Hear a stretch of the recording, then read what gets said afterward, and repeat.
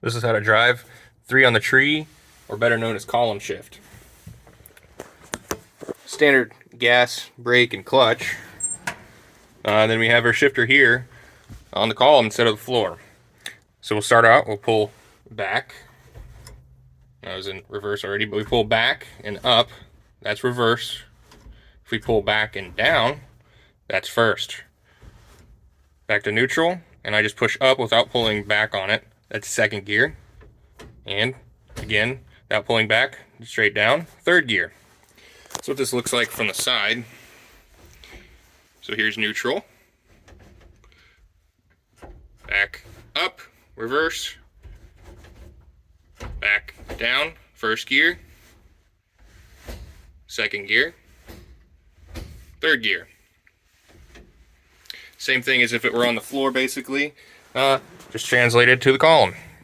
Does make it a little bit interesting when you have no belly room with the huge wheel with manual steering. Anyway, I hope you guys liked the video. If you have any questions or comments, leave them down below. Have a good day.